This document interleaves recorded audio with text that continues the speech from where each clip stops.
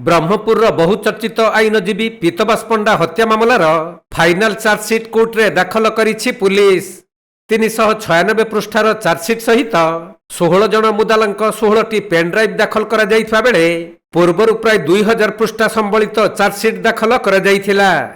तबे पेनड्राइव रे कौन सबु तथ्य रही एवं 396 पृष्ठा चार्जसीट रे अभियुक्त मानकर कौन सबु प्रमाण संग्रह करा जाइछि ता उपरे रही समस्तंकर नजर। एहार नकल पाइबा परे विहित पदक्षेप ग्रहण करा जिवो बोली विक्रम पंडांक वकील सूचना दैछंती।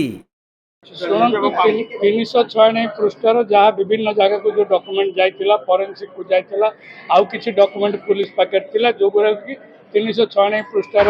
से माने दाखल करछन्ती। तत्संगे संगे एक पेन ड्राइव मध्ये दाखल करछन्ती। से पेन ड्राइव टा को सीजर लिस्ट रे कोटे सी जाइथिला सेटा को जगह को जाइथिला फोरेंसिक को जाइथिला कि फोरेंसिक रू जांच होकर आसला कि से कथा आम बर्तमान सुधा किसी जानी ना जिते पर्यंत 396 पृष्ठार जो माने नथिपत्र दाखल कर पुलिस ताकू आम न पाइला पर्यंत आम संपूर्ण डिस्चार्ज पिटिशन हियरिंग हो पार ना। आज आम कोर्ट को भी जन दीचु जेहेतु से चार्जसीट कोर्ट पाखे बर्तमान सुधा पहुँची ना। चार्जसीट पहुँचब कॉपी पुलिस देव कॉपी देलापर आम टाइम देवु टाइम नेला पुणी से कागज को जांच करी मुदाला विरुद्ध में कहीं चार्ज फ्रेम करा जीव करा न जीव ता विषय आम लिखित आकार कोर्ट को जनइबू ता परवर्ती अवस्था चार्ज फ्रेम हियरिंग हम।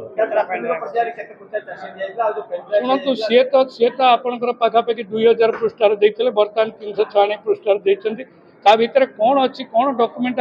आरएफएसएल को जाइथिला कि एसएफएसएल को जाइथिला कौन डॉक्यूमेंट अच्छी से जो पेन ड्राइव कौन थिला पेन ड्राइव भीतर कौन कौन कागज माने सीजर अनुसार ता भीतर रखिछन कि नहीं ताकू आम संपूर्ण जांच कला पर ही आम पहुंची पारिबा गोटे उपनीत हो पारिबा जे डिस्चार्ज पिटिशन रे आम समस्त जिनस को लिखित आकार लिखि कोर्ट रे आम फाइल कर परिबा। 16टी पेन ड्राइव देछन्ती 16टी मुदाला 16 जनकर पेन ड्राइव देछन्ती आउ 16 जनकर कॉपी भी से सप्लाई करछन्ती आज माने दाखल करछन्ती। वर्तमान सुधा आम से कौन कॉपी किंबा पेन ड्राइव पाई ना आम पाइला पर जहाँ सरकारी वकील आज कहते जे चार्जसीट फाइनाल चार्जसीट फाइल हो जाए कोर्ट भी से रिप्रेजेंट करते फाइनाल चार्जसीट फाइल हो जाए फाइनाल चार्जसीट आसला पर जहाँ कि आम पदक्षेप आईनगत प्रक्रिया है जे विभिन्न हाइकोर्ट नजर अच्छी जे कमिटमेंट रू 60 दिन भितर चार्ज फ्रेम हवा कथा प्रोवाइडेड संपूर्ण कागज मुदाला मान को मिलवा दरकार। वर्तमान पर्यंत संपूर्ण कागज मिल नाला जिते फाइनाल चार्जसीट है 396 पृष्ठार नथिपत्र एवं गोटे पेन ड्राइव जो देले बर्तमान से इन्वेस्टिगेशन संपूर्ण है आम डिस्चार्ज पिटिशन फेर एमेंडमेंट डिस्चार्ज पिटिशन आम फाइल कर वर्तमान चार्ज फ्रेम 2 जन जो डिस्चार्ज पिटिशन फाइल होता हियरिंग थिला विभिन्न पिटिशन भी फाइल होता हियरिंग अच्छी वर्तमान कोर्ट भितर से प्रक्रिया चलो वर्तमान पर जना पड़ा आपको परवर्ती अवस्था जन समस्त 16 जन जगह 16 जन जगह डिस्चार्ज पिटिशन फाइल होती कोर्ट कौन परवर्ती पदक्षेप ने जना पड़ा।